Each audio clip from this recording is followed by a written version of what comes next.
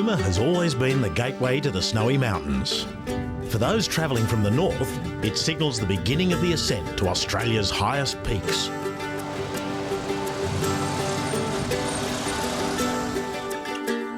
It's a town that's been shaped by some unique people.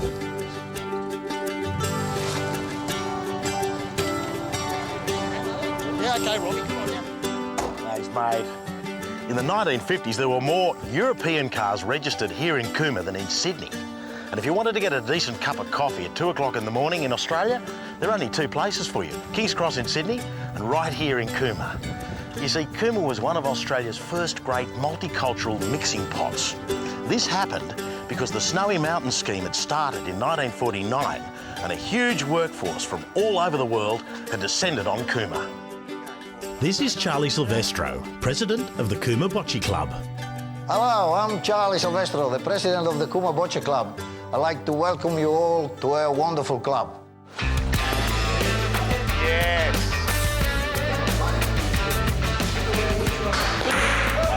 The Snowy scheme transformed Cooma forever. Oh, here we go. But these weren't the first Europeans to come to Cooma.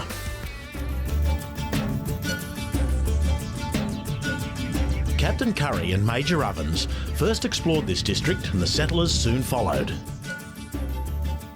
One of the reasons why settlement was so rapid in this area was because the land didn't have to be cleared. The Monero plains around Cooma were immediately attractive for running stock.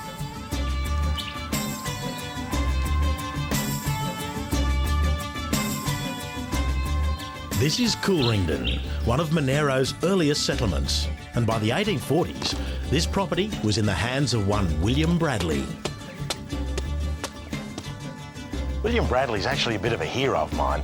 Not only was he one of the most important pioneers in the district, but he was also influential in getting the first railways built in New South Wales. When it came to setting up his headquarters, he had one of the most substantial structures in the district built. Just behind the present homestead, built in 1890, is Old Coolrington, built in 1838. You've got to remember at the time, most constructions were slab, dirt floors, bit of bark on the roof. What we've got here, solid stone and brick walls, 2 foot thick, imported iron roof, beautiful thick hardwood floors. For the era and the district, this is a palace.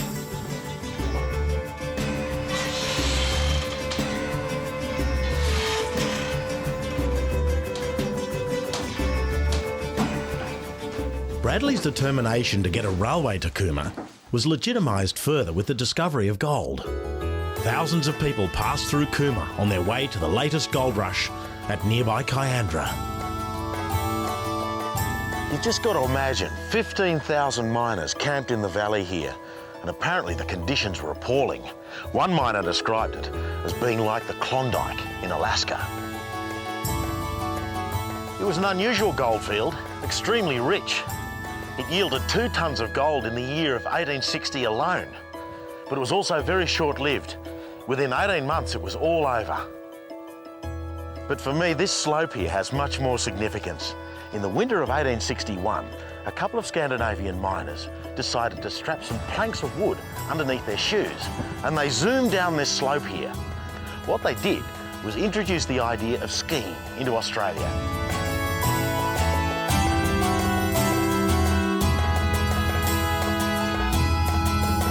The village lingered on into the early 1900s, but now, sadly, most of it has either been burnt down or demolished.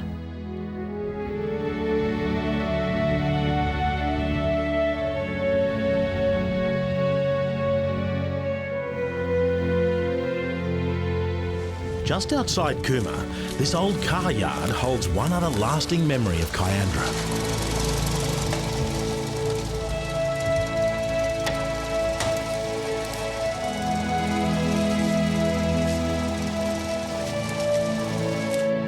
Today, Kyandra is an easy hour's drive from Cooma, on a pretty good road, but 70 years ago, this old bus would have been working like a demon to get up there. What a beauty. Been a while since she's been to the snow, though.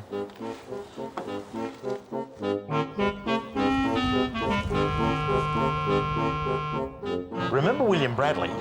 Well, he didn't quite live long enough to see trains roll into Cooma, but his determination to see lines branch south from Sydney partially to service his enormous holdings in this district, ensured that the branch line to Cooma was made a top priority for the colonial government of the day.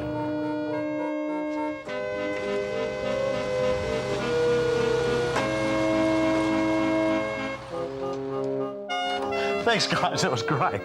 He probably didn't realise then just how significant this line would be to one of Australia's most ambitious engineering projects, a project that would transform the town of Cooma.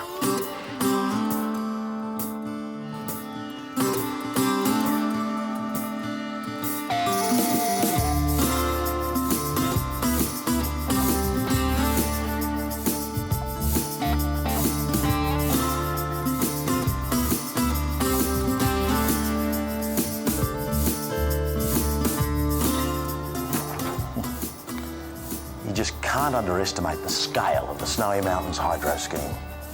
At a time when our nation was not yet 50 years old, it's a real testament to the designers and engineers who came up with the project. So vast and complex. The idea was simple. Capture the crystal clear water of the Snowy Mountains in a series of dams and then divert it through huge trans-mountain tunnels and release it into the western rivers. The idea of producing hydropower actually came as an afterthought. Construction began in 1949. The workforce came from all over the world. Over 30 nationalities worked on the scheme and faced the extremes of climate and geography. Vertical ravines combined with freezing winters and searing hot summers. Eventually, 1,600 kilometres of access roads were built, 80 kilometres of aqueducts, 145 kilometres of tunnels, 16 dams and 7 power stations. And you know the other thing I reckon? That this project gave Australia a sense of confidence that with a huge effort we could build something this substantial.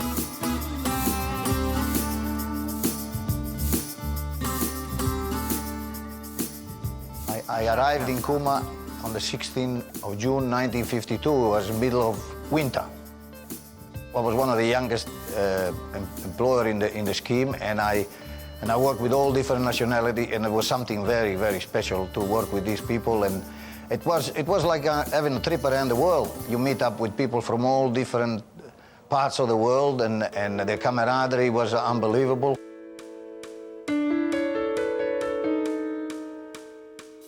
It became a symbol of the new post-war Australia. By 1974, over 100,000 men and women had worked on the scheme. For many workers, coming to Cooma in the Snowy Mountains was their introduction to a brand new world. And working on such a massive engineering project gave them a chance to demonstrate their skills, to contribute to the development of a young nation, to work and build a life for themselves. Many moved on. Some have stayed. And they give Cooma a character all of its own. All right, Robbie, let's roll, mate.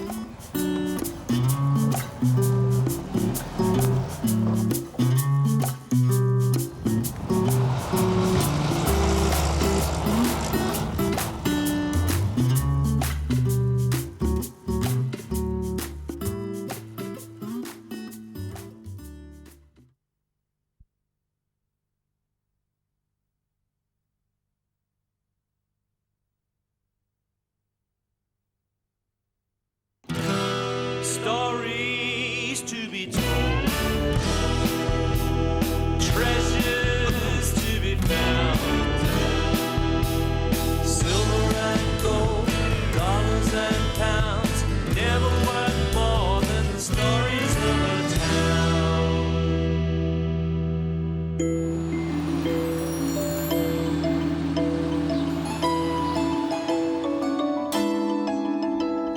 Back in 1842, a bloke called Alexander Donaldson had applied for a station licence in the New England.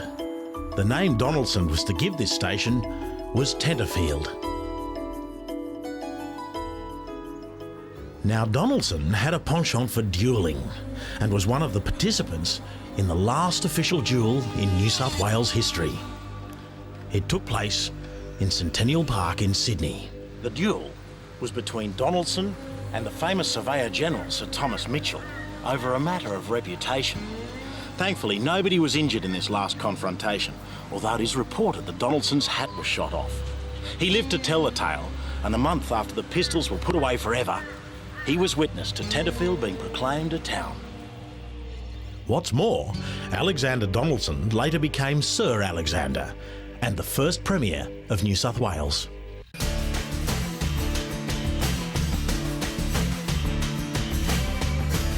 For any emerging rural centre, getting the train to your town is sort of like having a broadband internet connection today. For Tenterfield, it was one of the most significant moments in its history. The population immediately increased, and there was a permanent link to the city and the ports. That meant money, prosperity, and influence. It also placed Tenterfield as the last New South Wales station on the only rail link between Sydney and Brisbane.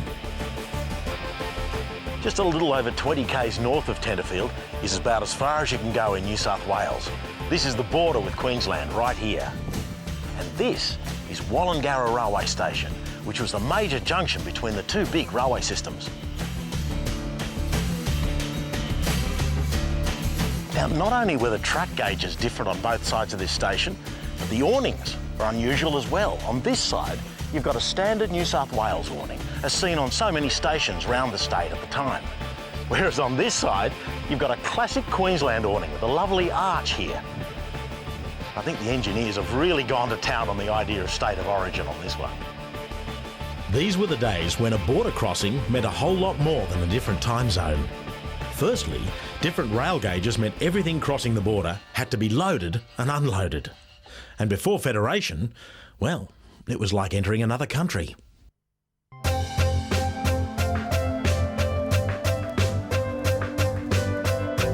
railway line to Tenterfield was superseded in the 1930s by a more direct route via the coast between Sydney and Brisbane. But Tenterfield's proximity to the border was to play another pivotal role that helped to shape the founding of this nation.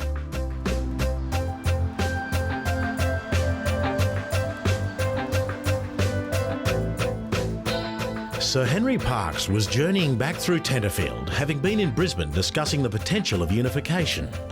He had been the state member for Tenterfield between 1882 and 1884 and had a real fondness for the place. At a banquet held in his honour at the School of Arts, he made a speech that was to echo around the country for years to come. My fellow Australians, I propose an immediate meeting of all colonial governments to devise a constitution that will bring into existence a federal government with a federal parliament for the conduct of a great nation's affairs. That is what we want, Australia. That is what we want now. This was the first of many speeches Parkes was to make on the need for federation. He saw the main advantages as being a combined military force and the coordination of the railways and the economy. It was a good 12 years before a vote finally went to the public, a vote, incidentally, that the people of Tenterfield overwhelmingly supported.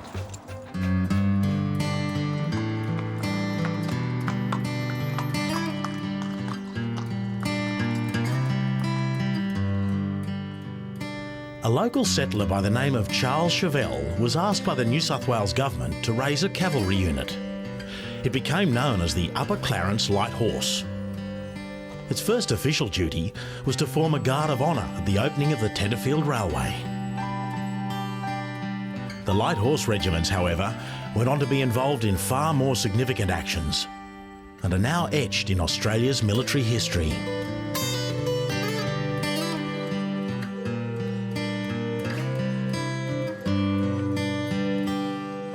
Regiments of the Light Horse served in the Boer War, in Gallipoli, Palestine and even the Western Front, by which time they were under the command of the now General Harry Chevelle. The Light Horse even performed the last great cavalry charge in history at Beersheba in 1917. They were finally disbanded in 1941, replaced by the 15th Motor Regiment. The Second World War was to be very different from the First. During the Second World War, Tenterfield became the focal point for the alleged Brisbane Line. Brisbane line was to be the second defence for Australia. That's if the country was invaded from the north. It followed a rough line heading west along the New South Wales-Queensland border. And the idea was to try and block all the major access routes heading south. One of them was right here on the Clarence River near Tenterfield.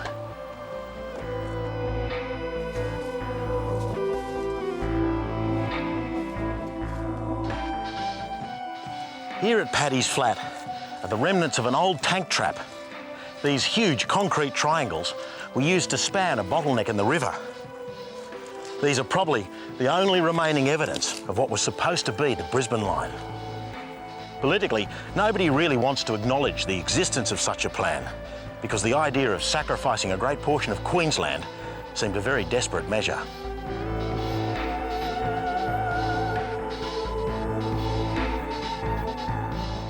Thousands of troops were based in Tenterfield. 9 separate camps were spread around the town, at times testing the town's capacity to deliver services and food. As a young girl, Noli McKellar found there was plenty of work to do. I suppose it was a bit of a shock to the system of a quiet little town having an influx of men all around all the time and that, you know. Dad was a general carrier. He couldn't get men to work. They'd gone to the war. So I just went and helped him, and when I was old enough I could get my licence. Then I started to drive the truck for him. I used to get up early, meet every train that came in with goods on it, like the ice cream, the fruit and vegetables and groceries. It wasn't a girl's job, but there was just no men around. I used to take the men out to the London Bridge camp. One afternoon I was very embarrassed because the boys had all been out on bivouac and all come back and got into the rush to the showers.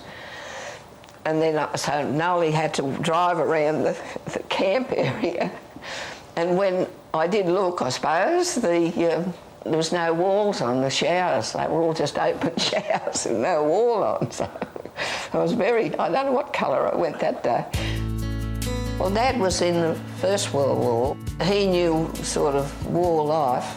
When this Second War started, he just made open house and the boys just come and went as they liked. You'd go out and you'd come home and you'd find the boys all in the house and that. They were here every night, and of course that was a meal every night too, I think. You know, people had company too. I think everybody became more friendly, I think, you know, everybody sort of in together, because we knew the war was on and we didn't know what was going to happen. But I think everybody pulled together very well.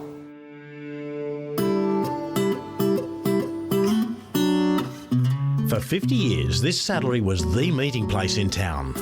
A bloke by the name of George Woolnough worked here from 1908 until his retirement in 1960. But it was his grandson who penned a song titled Tenterfield Saddler who truly immortalised George. Even though Peter Allen went on to international fame and fortune, he never forgot his birthplace here at Tenterfield. To become an icon town, it appears it helps to have a song written that mentions your name. Time is a traveller, Tenterfield saddler turn. It never ceases to amaze me, some of the people who have changed the face of these towns. Ride again, jackaroo, think I see kangaroo. Tenterfield's contributors are a most impressive group. Time is a tale teller. Essentially, these places continue to thrive through the efforts of everyone who lives in an Australian icon town. Saddler.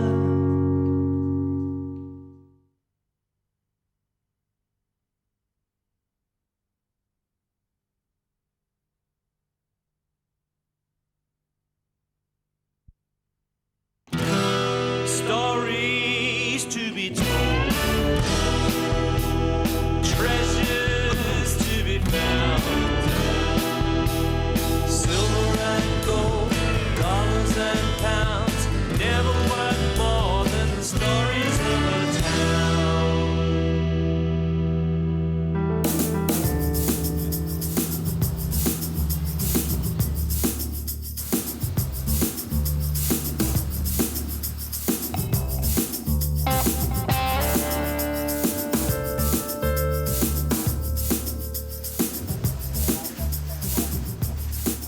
Boats have been coming and going from this harbour here in Newcastle since 1797.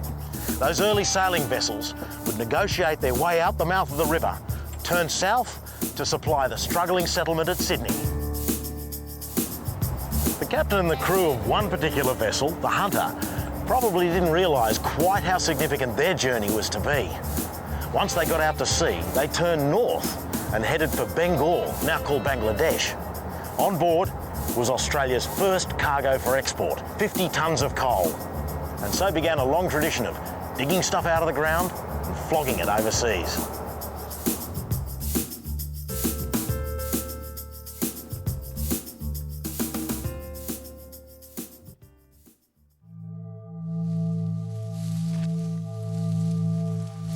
A lieutenant from Sydney by the name of John Shortland was the first person to notice the value of the Newcastle area. He was pursuing escaped convicts from the Sydney settlement when he happened upon this river and saw that large coal deposits were clearly visible. As was the case back then, if you discovered something significant, you named it after the governor of the day. This magnificent stretch of water became the Hunter River. Coal mining quickly became one of the settlement's central operations, an activity that was to become pivotal to the success of the region. This map has only just been discovered. It's been buried in the Public Records Office in London for over 200 years. And what it reveals is what I believe to be the first coal mine in the Southern Hemisphere, right here at Collier's Point.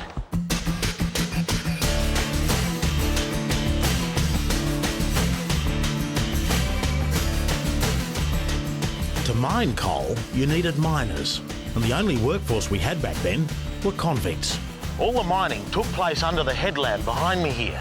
The convicts would load the coal into baskets on their shoulders and wade waist deep into the Hunter River to haul the coal up onto the waiting sailing ships.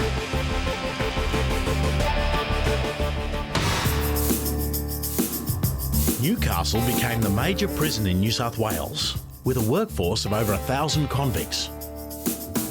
The settlement quickly began to take shape with this surplus of labour.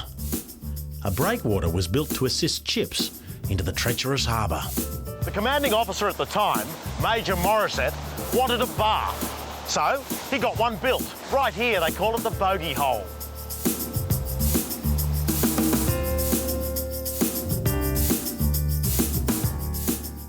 By the 1850s, free settlers had changed the fabric of the town.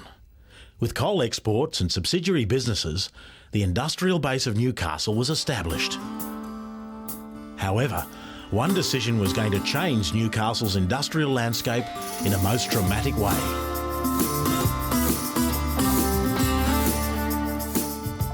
This was a city-changing event. Within the space of only 6 years, industrial workers suddenly outnumbered the coal miners 4 to 1. And it wasn't long before the BHP Steelworks became the biggest in the British Empire.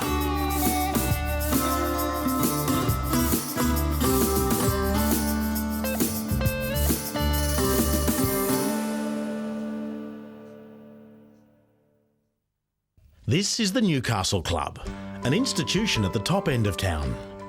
From here, the captains of industry would look out upon a sea of activity. Tall ships, trains, the steelworks, and bustling warehouses. Now, one of those captains was a bloke called Essington Lewis. In 1926, he was made Managing Director of BHP. In 1934, he was on an exploratory tour of the world. He also visited Japan and Germany. He came back to Australia, troubled by what he saw in these countries. He thought that war was inevitable, and he wanted BHP and Australia to be prepared.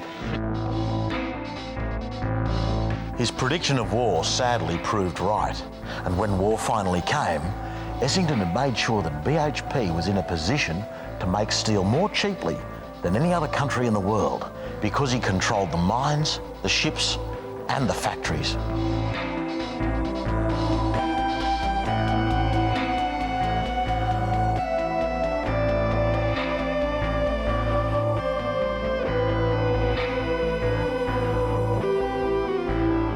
When Japan did enter the war, submarines began torpedoing bulk coal carriers off the coast.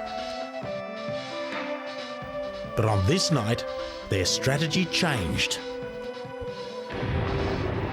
And Australia was reminded of just how important Newcastle was. One of the targets was the steelworks, and a total of 34 shells rained down upon Newcastle.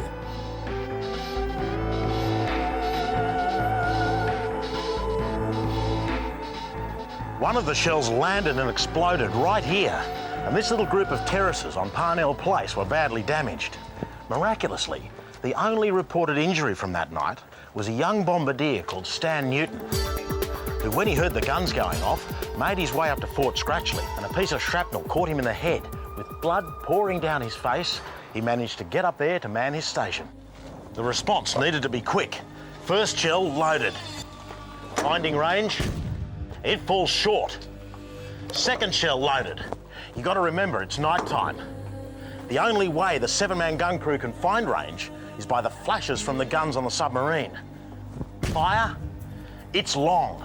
And just as the gun crew find range, the submarine dips below the surface of the water.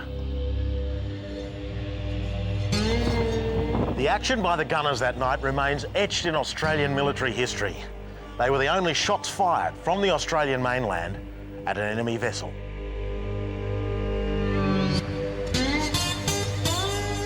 "47 years later, Newcastle's foundations were again rocked, this time by natural causes. An air of uncertainty had come across the radio from the control centre that they believed that there'd been some kind of incident, possibly an earthquake with some buildings collapsed or possibly some form of explosion. But we were directed by our ambulance control directly to the Newcastle Workers Club. So, mate, what was your initial impression? What did you see? Absolute panic and bedlam. Yeah, really? Yep. We pulled up here facing the other direction. There were people coming out of the club, and as we were going in, people were stumbling out. There was police officers, firemen, ambulance officers, bystanders attempting to help. And it was just a matter of working with some teams from all the services, getting into the club and just finding an area to work from. 13 people died that day, 9 at the Workers' Club. 160 people were injured, and over 10,000 buildings were damaged. Australia's most destructive earthquake had taken a severe toll on the town. The thing special about Newcastle is our community. The strong spirit, the pride, the commitment. Newcastle people don't take things lightly. They work hard and pull together.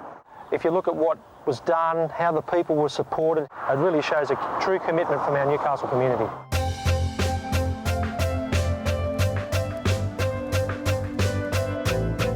In another testament to the resilience of this community, the closing of the BHP Steelworks, which had been such a key part of the fabric of the city for so long, was to have a much smaller impact than first thought.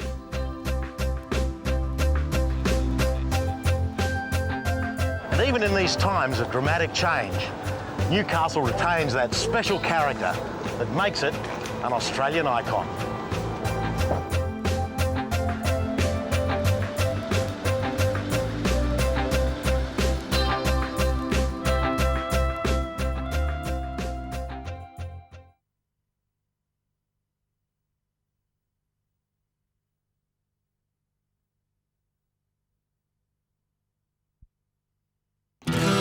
Stories to be told,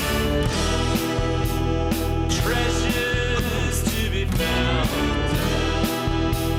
silver and gold, dollars and pounds, never worth more than the stories of a town.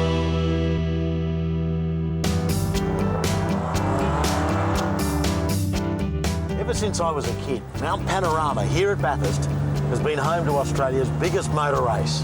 Sort of like the Melbourne Cup for race cars.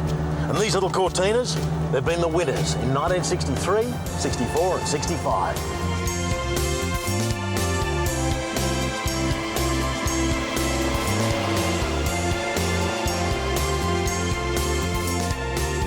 So is Bathurst an Australian icon just because of this racetrack? I don't think so. It also has a lot more to it than just this world-renowned circuit.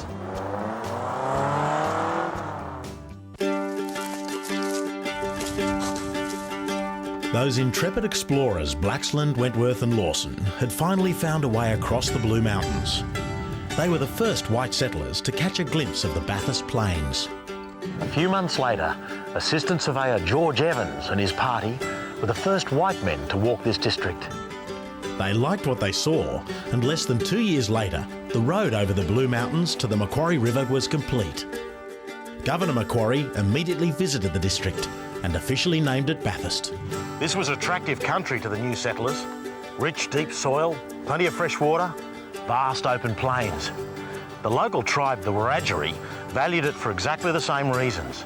They used to scatter their seeds on the river flats here and grow yams. And their campgrounds were situated in protected areas close to the fresh water. And there were plenty of sacred sites nearby. The relationship with the settlers was troubled from the beginning. The annexing of good land, and especially the building of fences, caused real conflict.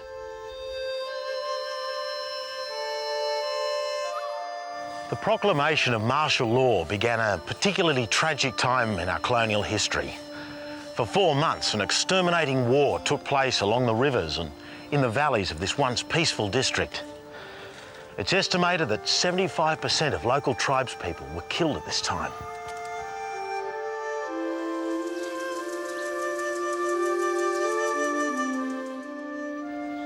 With so many of the tribal elders eliminated, it wasn't surprising that a young warrior by the name of Windradine became leader of the Wiradjuri. And one of his more famous confrontations with white settlers happened here at Brucedale on the outskirts of Bathurst. John Sutter's family have been at Brucedale for nearly 190 years. William Sutter was a young man of 18 at the time. His father had always said that the local settlers must treat the Aborigines with respect and kindness, and it would be repaid. And so William set about learning the language, and as far as we know, he was the only young white guy who did so. Windradine and his warriors did actually come to attack the family, but William was able to meet Windradine at the door, talk to him in his own language, and completely diffused the situation. And so Windradine and his warriors drifted off into the night as quietly as that arrived. Martial law was suspended after 4 months, when lobbying by influential local families, including the Sutters, plus the efforts of Windradine, forced the governor's hand. Windradine was a remarkable man. Simply to survive the massacres was testament to his skills as a warrior. But his trek across the Blue Mountains with his people to petition Governor Brisbane to put an end to these conflicts gives him hero status. He remained in Bathurst, but ironically, he died at the hands of one of his own countrymen's spears and was buried right here at Brucedale in 1835.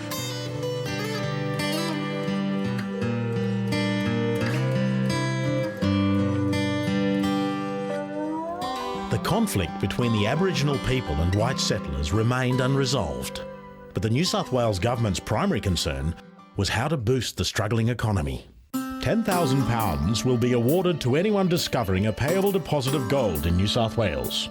So declared the governor. The state saw a gold rush as the only way to increase the population and prosperity. £10,000, that's around $1 million in today's terms, and a pretty fair incentive. So you can imagine how pleased William Tom and John Lister were when they found 4 ounces of alluvial gold right here on Summerhill Creek at Ophir. Their joy was not to last very long. You see, they were in cahoots with a fellow called Hargraves. He'd actually shown them that this country was probably quite likely to hold gold. He'd seen land very similar to it in the goldfields in California a few years earlier. He also showed them how to pan for gold. But he took their find back to Bathurst, and in front of a large crowd at the Carrier's Arms Inn, he made the announcement that he'd discovered the gold. Hargraves bragged about his discovery and went on to lecture the assembled crowd on the best methods for panning for gold. He claimed the £10,000 reward, but on the back of this trumped-up success, he was made Gold Commissioner of New South Wales. Bathurst became Australia's first gold centre, taking in most of the gold from the surrounding district. It was the discovery of reef gold in the late 1860s at Hill End that really cemented the boom times. With gold comes two significant things, money and people. The little town of Hill End appeared from nothing almost overnight. Along here, a kilometre of shops, 28 pubs, opium dens, banks, 2 newspapers and a brewery. The population had reached 8,000 people. Just below the township was Hawkins Hill. This was called the Golden Quarter Mile, and by June 1871, 120 claims were running along the western slope. This was about as good as it got for Hill End. Gold production steadily declined, reducing the town to a more humble outpost. Bathurst, on the other hand, became the centre for the entire district. G'day, mate. How you going? Hey, good. All right. Gee, sorry, I'm hungry. Wealth poured in from the goldfields. At the same time, the agricultural businesses were also establishing themselves. The railway arrived in 1876, ushering in another golden era for the town. One of the most significant industrial conflicts of our history began within the New South Wales tramways and railways. It quickly spread to other industries until 95,000 people were involved, including 20,000 railwaymen. One of those affected was a driver at the Bathurst depot called Ben Chifley. He was stripped of his position and privileges. This left a deep impression on the man. It turned him to politics, and in 1928 he was elected as the local member for Macquarie. He was to become Prime Minister in 1945.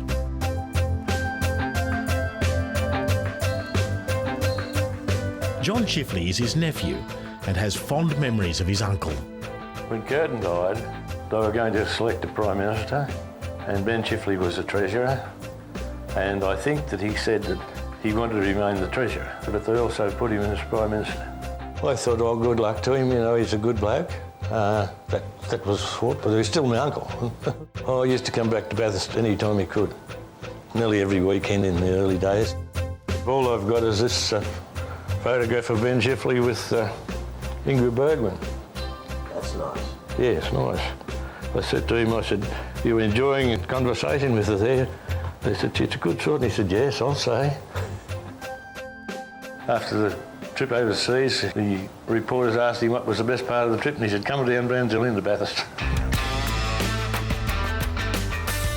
Bathurst, Australia's oldest inland settlement, and home to a unique 6.2 kilometre racetrack over Mount Panorama.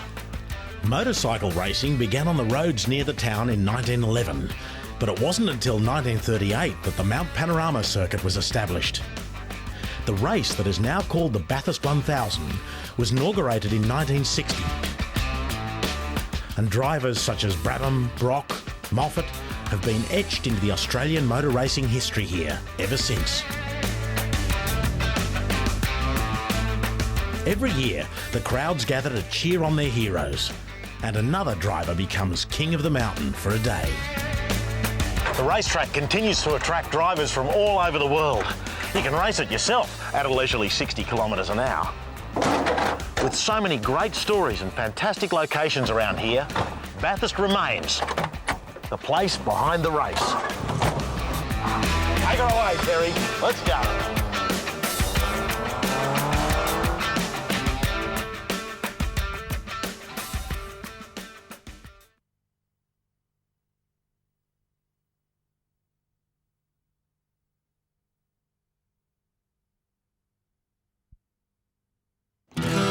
Stories to be told, treasures to be found, silver and gold, dollars and pounds, never worth more than the stories of a town.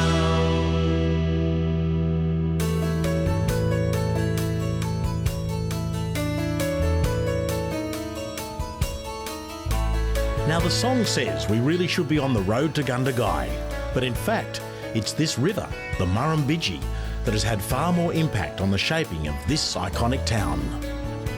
The Murrumbidgee totally bemused the early explorers because it starts on the eastern side of Kosciuszko, flows east for a while heading towards the Pacific Ocean, but then does a big U-turn round past Cooma and Canberra before eventually heading west as it flows through Gundagai on its way to the Murray-Darling system.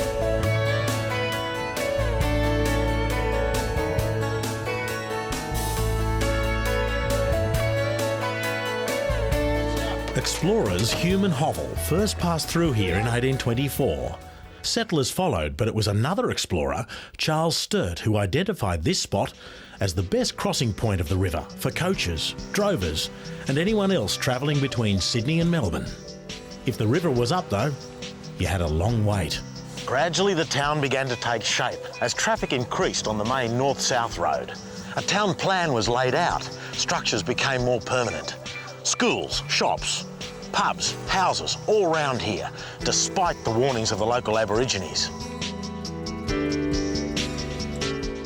Torrential rain had been falling on the snowy mountains for weeks, but a sudden deluge up there created a giant swell in the river. People down here on the river flat weren't overly concerned. They had no way of predicting that a rolling wall of water was headed their way.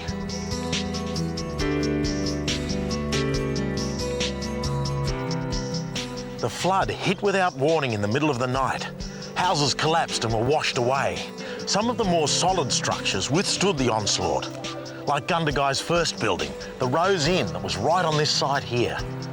People clambered onto the rooftops and into the trees and spent a night of horror as they listened to screams of people who were swept away. The real heroes of that tragic night were a group of Aboriginal men led by a fellow called Yarry.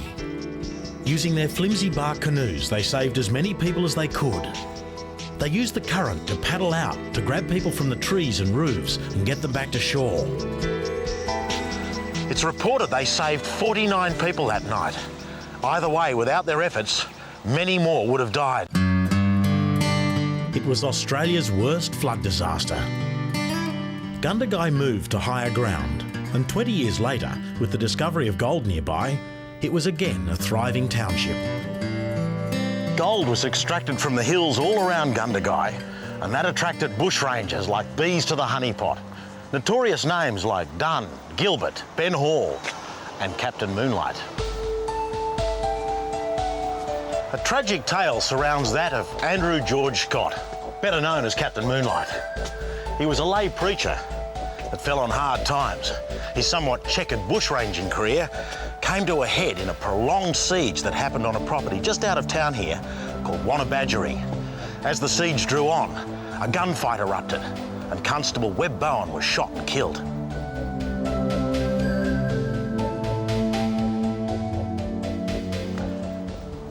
He was finally captured, although he never admitted to killing the constable, nor would he say who actually did it. His arraignment took place here at the Gundagai courthouse before a huge crowd. He was transferred to Sydney, where the main trial happened. He was finally hung at Darlinghurst Jail and buried at Rookwood Cemetery in an unmarked grave.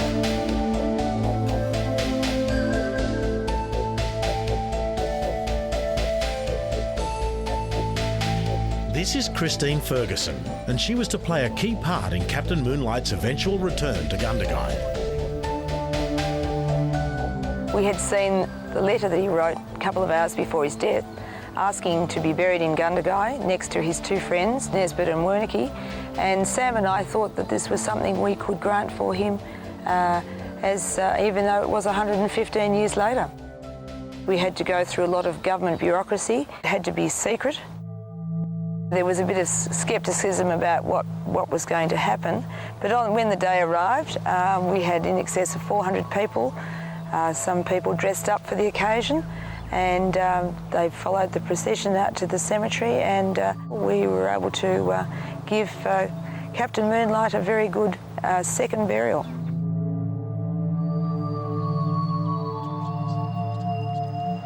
So what was Gundagai like in those turbulent bushranger days? Well, one of the most remarkable discoveries happened just inside here.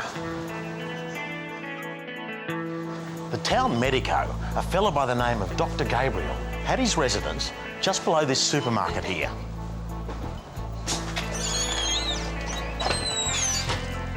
He died in Gundagai in 1927, and his place down here was locked and boarded up for decades.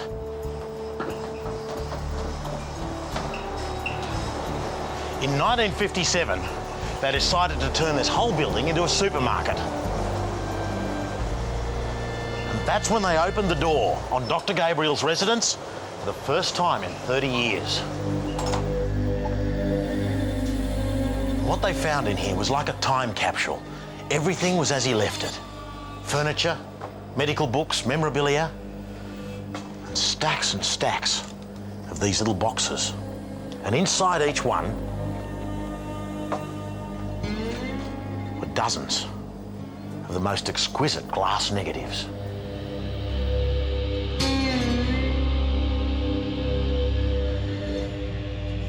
Dr. Charles Louis Gabriel lived in Gundagai from 1887 to 1927. Some 450 shots that he took capture Gundagai at the turn of the century and give us a unique window into the daily life of this town. You'll notice a shadowy figure in the foreground of some of these shots. That's the photographer's signature. He liked to include himself, and I know how he feels.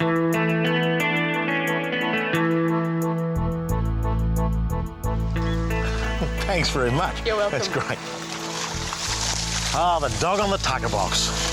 Never has such a humble piece of doggerel given a town so much great publicity.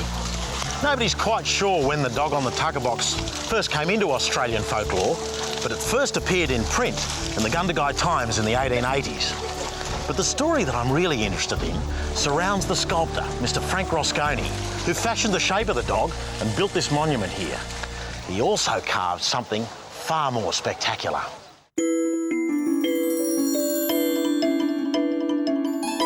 It took Rosconi 28 years to complete this masterpiece. Nearly 21,000 individual pieces of marble make up this extraordinary statue. All the marble was sourced from quarries in New South Wales. He wanted to demonstrate to his peers back in Italy the quality and variety of stone to be found in Australia. What I find really amazing is that no plans, drawings or construction charts have ever been found. It appears he did this entirely by sight alone. He passed away in 1964 at the age of 90, leaving us with a legacy of these extraordinary marble sculptures. He also built many monuments like this cenotaph here in Gundagai, all over the countryside. But his skills were recognised all over the world. If you think this is grand, he also built the magnificent marble staircase at Westminster Abbey in London. So the road to Gundagai is a little less busy nowadays. The Hume Highway actually bypasses the town altogether. But the town still has a charm of its own. The river, bushrangers, gold, Italian sculptors, even the remnants of a railway echo the grand old days of Gundagai. G'day, mate. What's the chance of a lift? Oh, fantastic. Love it.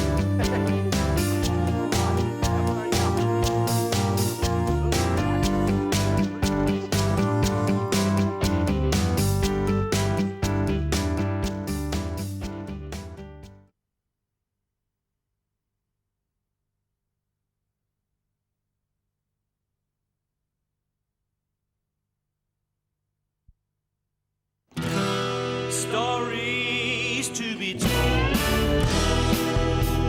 treasures to be found, silver and gold, dollars and pounds, never worth more than the stories of a town.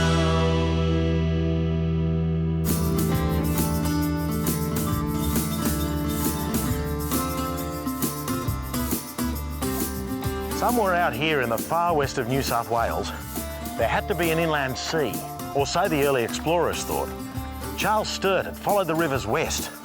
But when he got into these rugged ranges here, he was having serious doubts. He named them the barrier ranges for obvious reasons.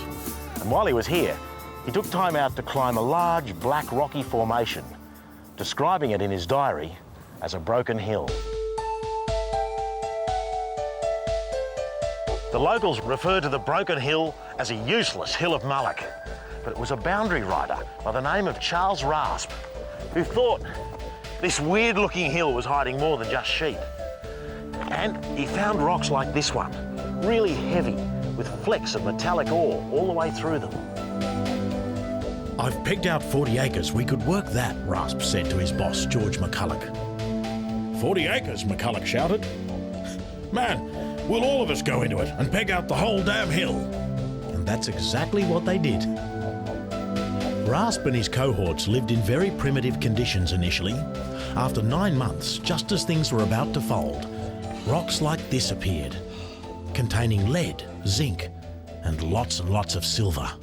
This discovery was to change the landscape forever.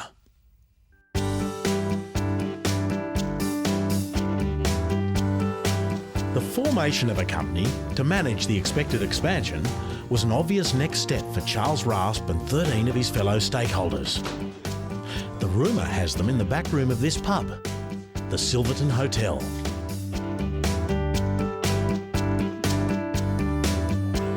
The Broken Hill Proprietary Company, so long Australia's largest and most powerful enterprise, began with the shareholders signing the register in a back room of this hotel. The initial capital was £15,000, and this is where the figures get really interesting, because within a year, that figure had grown to £1.5 million. Not only did Charles Rasp and his shareholders become extremely wealthy, but what they discovered at Broken Hill is the largest body of ore discovered anywhere in the world. As the profits grew above the ground, the death toll underneath grew also.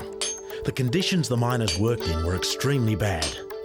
In the first 30 years of mining, over 300 deaths were recorded in the mines, and so many more from the effects of dust and the poisonous surrounds.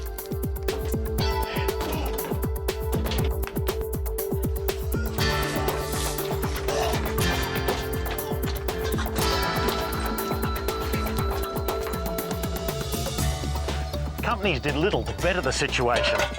BHP even charged its employees 4 shillings out of their first pay for the use of a shovel. It's no wonder strikes quickly erupted in the town. The strikes of 1892 and 1909 were particularly bitter, as the government backed the companies and sent trainloads of scabs and police reinforcements to the town. The miners armed themselves as well, and bloody fights broke out everywhere. When the miners finally gave in to the companies, it had the effect of cementing the union's rise to power that culminated with the creation of one all-powerful workers' parliament, the Barrier Industrial Council. This unique organisation has been the most influential force in the city's politics ever since.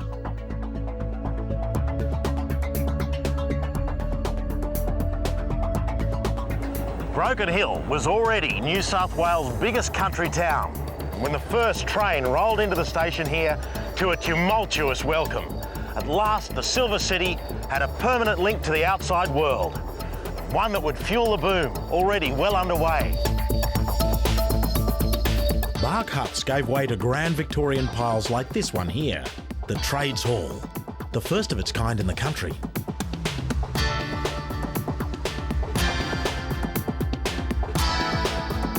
The thing that did more to upgrade the look of the town here was a fire, a really big one, that took hold of the old timber shops here in Argent Street. It was a sizzling hot night, and before the fire was out, a large chunk of the city had been burnt. There were more fires and never enough water to do anything to save the tinder-dry town. Water was crucial to the survival of Broken Hill, and people were now dying due to the lack of it. When the Minister for Mines in Sydney refused the population's request to collect water from here at the government well, locals revolted. They paraded down the main street and burnt an effigy of him. The message was clear, and they got their well open. Droughts came again and again, and it wasn't until reservoirs were built like this one here at Umbarumbaka that a more reliable water supply was in place. Broken Hill's isolation and incredibly harsh environment was to make it an ideal venue for one of Australia's more unusual Second World War events. In the middle of the night, under the most top-secret conditions, army trucks roared through the main street of Broken Hill, having unloaded some precious cargo off the train.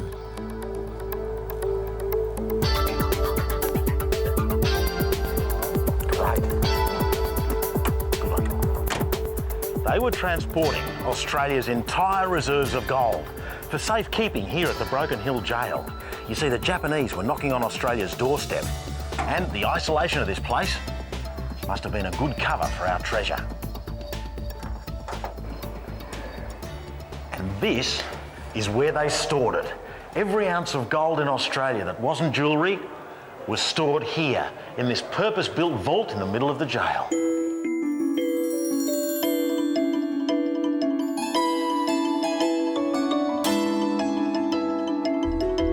During the 1950s, artists identified Broken Hill as an inspirational place to work, and a community of painters and sculptors began to foster a vibrant art scene. In fact, the seed was sown by one of BHP's founders, George McCulloch, when he established the city's art gallery in 1904. I came in 1984, basically a landscape painter, and I think it was just the blue bush, the salt bush, the colours of the outback and the space, very few fenced-in areas. And of course, when the sun sort of plays across the landscape throughout the day, everything changes colour. You do get a lot of peace from walking in the landscape, and it's basically very good for the soul. It is an interesting paradox, I suppose you could say, that mining and art have come together in Broken Hill because we are isolated. It has a harshness and a beauty that is very specific to this area. There's nowhere else really like Broken Hill. There's no doubt that the character of the Silver City is unique. For so long, Broken Hill has been a law unto itself. And with so many fascinating characters and such a rich history, I, for one, am the first to agree that this place is good for the soul. Hey, Bill, it's not far to the border, is it, mate? What do you reckon? Okay, good.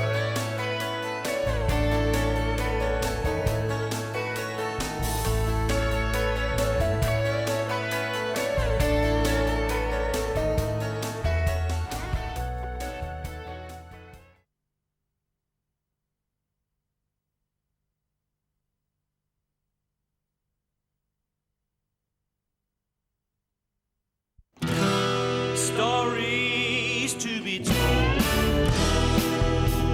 treasures to be found, silver and gold, dollars and pounds, never worth more than the stories of a town.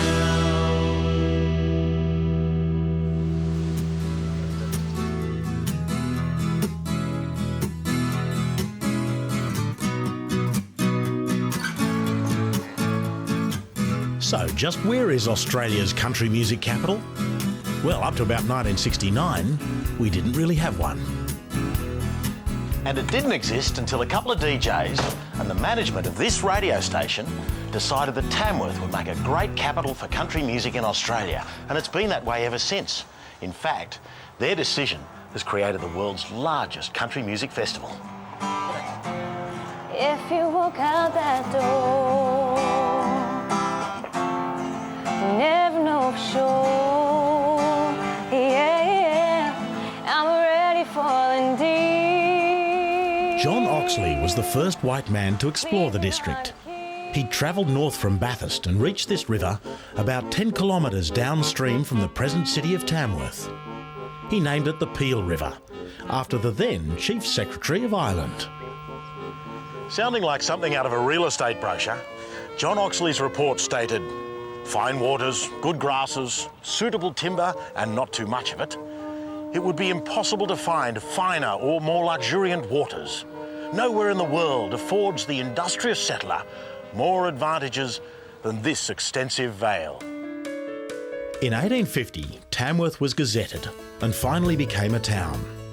The Tamworth name was taken from a district in Staffordshire, represented by the Right Honourable Robert Peel. He'd left Ireland and gone on to become Prime Minister for England. Tamworth's first mayor was a chap called Philip Gidley King. He was a manager for the Peel River Company, whose origins lay with the Australian Agricultural Company. Back in 1832, they'd been given a massive land grant out here. Over 150,000 hectares was allocated to them. The company had a dominating influence on the early days of the town. This is the townhouse of Philip Gidley King, which provided him with the appropriate residence from which to perform his civic duties. Before his civic and agricultural career began, he'd spent about 10 years at sea, and one of his close friends and companions in those days was the great man Charles Darwin. And this beautiful early microscope was a gift from Charles Darwin to King as a memento of their times together. What I really like is when a small town has a big plan. In the case of Tamworth, a group of progressive aldermen, led by a fellow called William Joseph Smith, formed the Electric Lighting Committee in 1886. As Smith was so inspired, he went on a journey of discovery to England to further his knowledge. They decided that electric lighting could be provided to a greater area and at less cost than the current gas lighting. So at a grand switch-on ceremony, 17 kilometres of Tamworth streets were electrically lit, making it the first place in the Southern Hemisphere to acquire town-supplied electricity, 16 years ahead of Sydney. And this is what initially powered the system. Demand was intense and soon outstripped the capacity of these old steam engines. In the 1920s, a much larger power station was built. By the 1950s, it was supplying most of the northwest region of New South Wales, confirming Tamworth's reputation as the City of Light. What if we fly? What if we soar? What if we touch the sky? What if we fall and find more than we ever had before? What if we find it all? What if we fly? During the Second World War, Tamworth's airport was the second busiest in the country, second only to Sydney. This aeroplane is an Avro Anson. They were used in greater numbers by the RAAF than any other aircraft, especially here at Tamworth. Thank you. There were over 360 RAAF trainee pilots and 80 military aircraft stationed here during that time. See, Tamworth was a good way from the coast, and there was a very large army presence here, with over 12,000 soldiers stationed here at any one time. Tamworth's very own airline was to emerge after the war, making good use of the available Avro Anson planes.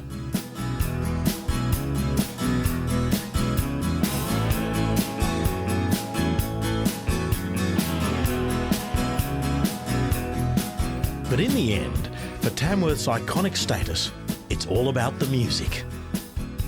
When television came to the district in the mid-60s, the evening radio audience was decimated. A radio station, 2TM, fought back, launching specialty programs each night, and one of the most successful was the country and western evening called Hoedown. A group at 2TM then conceived an idea. It was to market Tamworth as Australia's centre for country music. We started running live concerts with people like Tex Morton and Slim Dusty and Reg Lindsay, and we really started promoting Australian country music, which very few other people were doing at that time in Australia. And we felt we needed a sort of hero event, as they're called these days. We talked to all sorts of people in the music industry, and we launched the awards in January 1973. We got tremendous support from the country music industry, but as far as general public was concerned, it was fairly low-key. In those days, there was a bit of stigma about country music. It was always referred to as country and western, not country as it is these days. But as we developed over the next few years, we used our radio program Hoedown to promote our country music awards. So by the late 70s, we were starting to get really big crowds. And we, over a period of 30 years or so, transformed Tamworth from that slumbering, hot country town into a vibrant, active tourist magnet that pulls in people today from all over the world, in fact. Today, the Tamworth Country Music Festival is the largest country music festival in the world, even larger than Nashville's annual gathering. And this is what it's all about. Recent Golden Guitar Award winners include Casey Chambers and Keith Urban, who have made a huge impact on the stage of country music, and they can trace their initial recognition back to moments at this festival. From humble beginnings, Tamworth and the festival have grown to become the heart of country. And the evolution has made sure that Tamworth is now fairly and squarely a great Australian icon town.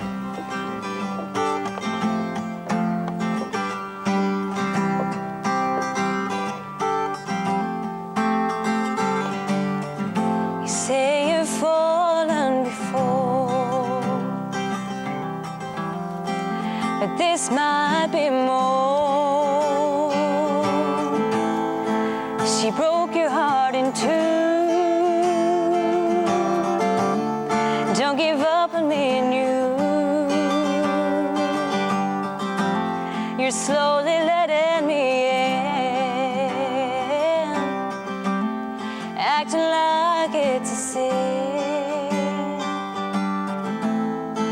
You're holding yourself back,